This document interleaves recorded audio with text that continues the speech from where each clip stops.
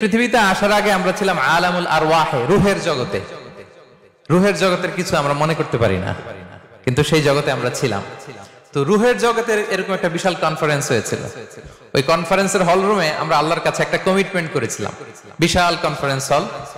আল্লাহ তাআলা সাইয়েদনা আদম আলাইহিস সালামের পিঠের মধ্যে হাত বুলিয়ে দিলেন, আর সাইয়েদনা আদম আলাইহিস সালামের পিঠ থেকে অযুত লক্ষ নিযুত কোটি কোটি রূহ বের হয়ে নিচে পড়লো আলোর মতো করে। কোটি কোটি রুহু বের হয়ে পড়লো। তো ওই রুহুগুলোর মধ্যে আমাদের রুহু ছিল, আমরাও ছিলাম। তো সেখানে আল্লাহ তাআলা আমাদের একটা কভেনেন্ট নিয়েছেন, একটা এগ্রিমেন্ট, একটা স্বীকৃতি। সেটা কি? আল্লাহ তাআলা সেই রুহের জগতের কনফারেন্সে আমাদেরকে জিজ্ঞেস করেছিলেন, আলাস্তু বিরাব্বিকুম, আমি কি তোমাদের রব নই? আমরা কি বলেছিলাম? ক্বালু বালা ওয়া শাহিদনা, অবশ্যই অবশ্যই আল্লাহ তাআলা আপনি আমাদের রব, এবং আমরা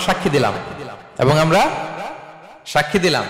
তো ওই যে রুহের জগতে আমরা যে আল্লাহকে কভেনেন্ট দিয়েছি, ওয়াদা দিয়েছি, ওই ওয়াদার কারণে ইসলামকে দুনিয়াতে আসার পর আমাদের বড্ড চেনা চেনা লাগে, আপন আপন লাগে। সুবহানাল্লাহ পড়ে। অনেক বৌদ্ধ বড়ুয়া আমার কাছে এসে দেখা করছে যে হুজুর আমি আপনার ওয়াজ শুনি, ধর্ম কি? কথা বলেন।